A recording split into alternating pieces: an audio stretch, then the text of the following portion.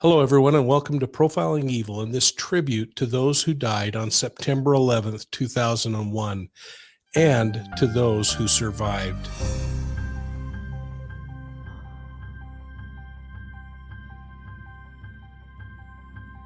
We all can probably recall where we were at 8:46 a.m. Eastern Time when that first plane hit the World Trade Center. We couldn't believe an accident like this could happen. As we watched in horror, we saw the second plane strike its target, and we knew that this was no accident. It's hard to reflect on the last 20 years without thinking of the profound impact that day had on our lives. A few days ago, my wife and I attended a special VIP commemoration of 9/11 before a 3-day public event opened. We were invited by the organizer, Jenny Taylor. She's the surviving widow of U.S. Army Major Brent Taylor, who was killed a few years ago in Afghanistan in the line of duty. We were fortunate to sit next to Jenny, her daughter, a congressman from our state, a New York City police officer who was at World Trade that day and for many days after, and sitting next to the governor of our state. The display area was powerfully poignant. I wanted to just take a few moments to share some of Jenny's comments and those of the governor, and then invite you to listen as the United States national anthem was sung by a Utahn named Dallin Bells. We have in our audience a variety of military representatives that have served around the world and now end up here in the Ogden, Utah area. Thank you for joining us. We're all here tonight to see what no one else can envision than Johnny Ferry. You'll walk into that exhibit, you'll think you knew how awesome it was, you'll feel like I'm over-promising and under-delivering, and you will leave with your jaw on the floor and probably a tissue in your hands. Oh, say can you see by the dawn's early light what so proudly we hailed at the twilight's last gleaming, whose broad stripes and bright stars through the perilous fight o'er the ramparts we watched were so gallantly streaming, and the rocket's red glare, the bombs bursting in air, gave proof through the night that our flag was still there. Oh, say does that star-spangled banner yet wave o'er the land of the free and the home of the brave?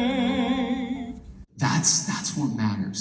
That's what tonight is all about inspiring the next generation to commit to be better than we are. We were fortunate to be asked to organize the ringing of church bells across northern Utah as part of the 9/11 commemoration. Churches rang their bells in unison at 8:46 a.m. Eastern Time this morning as part of this huge nationwide and probably worldwide memorial. I wish I possessed just a portion of the fluency from a man who knew tragedy and despair firsthand, who possessed empathy for others in the epic expenses. President Lincoln. For as we gather in the moment, we dedicate ourselves to the memory of those who were killed on that day, countless other days since then. One can almost hear his words from Gettysburg saying, we can't dedicate, we can't consecrate, we cannot hallow those lost memories, lost birthdays, hopes, dreams. Consecrate this moment far beyond our ability to do so. The people who have dedicated themselves and carry on those memories of those who have passed both on and after that stark day of 9/11/01, they have shown for us how to be living memorials for other people. One friend asked if I'd share a few thoughts from her brother-in-law who was on the 68th floor of Tower 1 when it was struck. He was actually one of the last people to make it out of the building alive, just 11 minutes before it crashed to the earth. He offered these words to all of the first responders who rushed in, many that have expressed to him that they wish they could have done more. Well, it is very important, and I appreciate the opportunity to speak on this matter because I am a survivor of the September 11th, 2001 terrorist attacks on the World Trade Center. I was in my office on the 68th floor of One World Trade Center the morning of September 11th and was sitting at my desk when the first plane attacked our building. Our building was the first our building was the first building attacked and the second one to go down. I escaped 11 minutes before Tower 1 collapsed. One of the reasons I feel very strongly about talking to people about this is I am a living witness of one of the most significant and one of the most tragic events in the history of this nation and, quite honestly, the history of the world. And one of the reasons I feel very strongly about talking about it is because I lost a lot of friends and coworkers that day. I worked for the Port Authority of New York and New Jersey, which owned the World Trade Center, built the World Trade Center, and that day, that terrible day, 37 Port Authority police officers and commanders were killed. Total of 84 people who worked for the Port Authority were killed that day.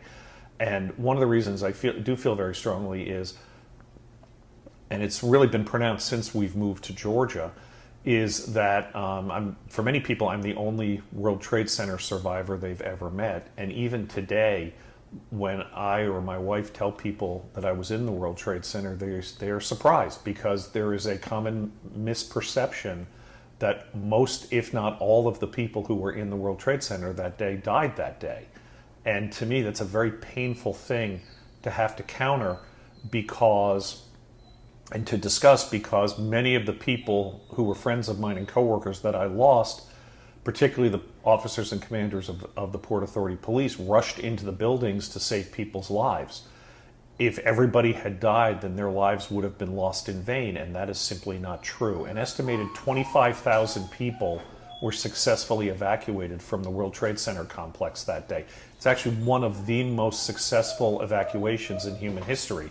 And people like me are alive today because of the courage and because of the actions of so many people who raced in or stayed at their posts to help people like me get out safely. And I feel like I owe it to them and I owe it to history to make sure that that is recorded and that is preserved forever. I'd like to thank the Atlanta History Center and Sue Verhoef for allowing us to play this video clip that was recorded just a few days ago by Greg Trevor, who survived the collapse of Tower Number 1. Greg is the brother-in-law to a dear friend of ours here at Profiling Evil and your friend, Dr. Amy Salerno. Thank you so much for doing this. And please join the Profiling Evil team in never forgetting September 11th, 2001.